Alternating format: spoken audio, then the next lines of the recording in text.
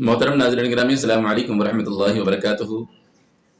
आज फिर मैं आप हज़रात के रूबरू हाज़िर खिदमत में एक नई वीडियो के साथ में आपका मेज़बान मुज़फ़्फ़र हुसैन चिश्ती आप हज़रात के रूबरू हाज़िर खिदमत है।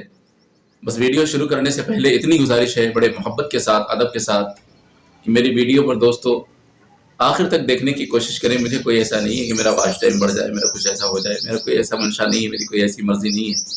बस इस नाचीज़ के दिल में एक दर्द है, उम्मत का कौम के साथ पैगाम भेजने का एक छोटा सा जज्बा है।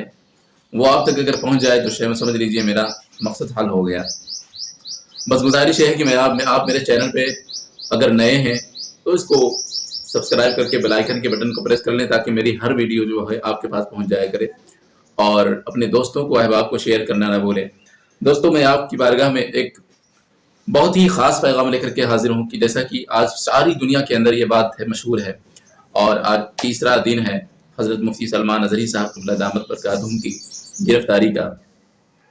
मैंने आज से 2 दिन पहले वीडियो बनाई थी, इसलिए बनाई थी कि हमारी कौम के लोगों ने अभी तक, हमारे मसलक के अहले सुन्नत वल जमात के लोगों ने अभी तक कोई आवाज़ नहीं उठाई थी। इसलिए मैंने 2 दिन पहले वीडियो बनाई थी, तमाम खानकाहों के नाम, तमाम कायदीन आज़म के नाम वीडियो बना के मैंने जारी की थी। उसमें कुछ तलख अल्फाज भी मैंने बोले थे। आज मेरा वीडियो बनाने का मकसद ये है कि अल्हम्दुलिल्लाह मैंने रात को बहुत सारी सोशल मीडिया पर वीडियो देखी, हर खानकाह से, हर खानकाह से नहीं, कई खानकाहों से ये बात सुनने को मिली कि अल्हम्दुलिल्लाह वो है मुफ्ती साहब की हिमायत में उन्होंने अपनी अपनी आवाज़ को बुलंद किया है। वैसे होना तो ये चाहिए था कि उलमा को आगे आना चाहिए था इस मामले में, आइम्मा को आगे आना चाहिए इस मामले में, मगर बेचारे नौजवान जो अपनी रेडियां लगा रहे हैं, जो अपनी दुकान कर रहे हैं, जो अपनी काश्तकारी कर रहे हैं, वो नामूस रिसालत के नारे लगाने के लिए रोड पर आए और उन्होंने नारे लगाए। मुफ्ती सलमान अज़हरी साहब क़िबला के दिफा के लिए उन्होंने थाने को भी घेराव किया। उसके बाद में उन पर लाठीचार्ज हुई, जख्मी भी हुए। ये वो काम कर रहे हैं जिनको इस बात का कि इल्म भी नहीं है कि नामूस रिसालत का हक क्या है हमारे ऊपर। ये उनका जज्बा है। अल्लाह ने उनको ईमान को इतनी ज़्यादा बुलंदी अता फरमाई, उन्होंने किया, मगर हमारे और आपके ईमान में इतना जंग लग गया कि हम लोग इस इंतज़ार में रहे कि फ़लाँ आलिम बोले तो हम बोलें, फ़लाँ आलिम बोले तो हम बोलें, फ़लाँ खानकाह का कोई बुजुर्ग आवाज़ उठाए तो हम आवाज़ उठाएं।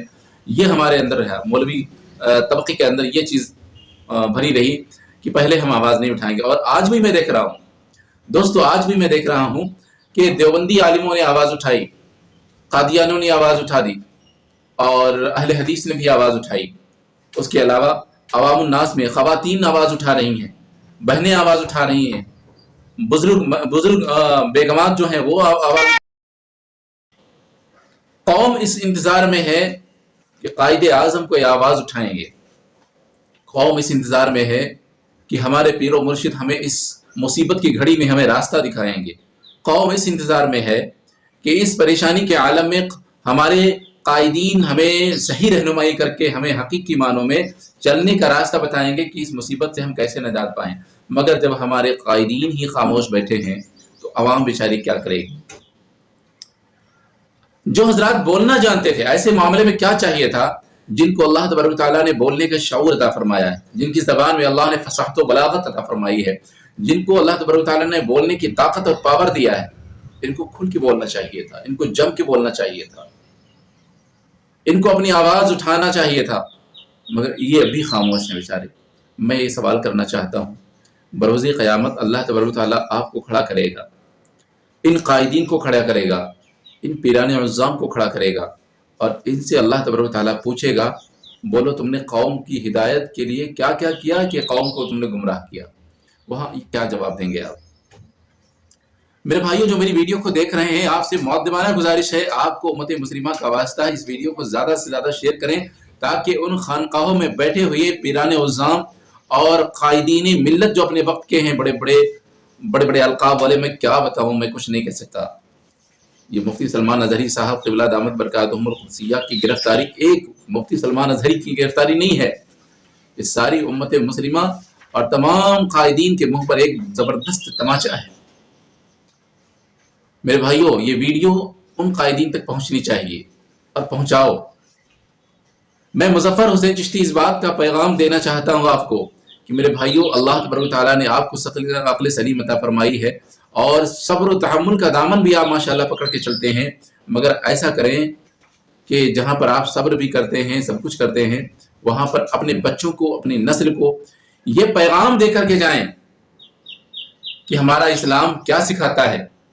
کیا مجاہدین اسلام جنہوں نے دنیا میں ہمیں اور آپ کو اسلام پھیلا کے گئے، ہمارے اور آپ کے تک اسلام جنہوں نے پہنچایا ہے، وہ کیا یوں ہی صبر کر کے بیٹھے، اپنے دامن کو بچا کے بیٹھے رہتے؟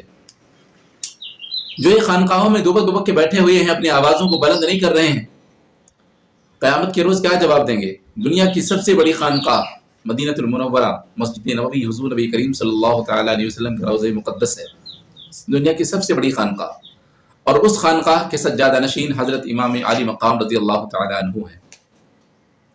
اس زمانے میں جب یزید نے اسلام کو للکارا تھا، مومنین کو کفر و الحاد کی طرف اور گمراہی کی طرف بلایا تھا، تو امام علی مقام رضی اللہ تعالیٰ عنہ نے خانقاہ میں بیٹھے نہیں رہے تھے، وہ نکل کے آئے تھے میدان میں اپنے 72 نفوس قدسیہ کے ساتھ میں، جن میں خواتین تھیں، بیگمات تھیں، چھوٹے چھوٹے بچے تھے، اور لے جا کے خدا کی راہ میں سب کو نچھاور کر دیا تھا، اور پھر فرمایا تھا کہ اللہ تبارک و تعالیٰ میرے پاس ایک جان ہے، اگر ایسی ہزاروں جانیں ہوتی تو تیری بارگاہ میں ایک ایک جان کر کے میں قربان کر دیتا۔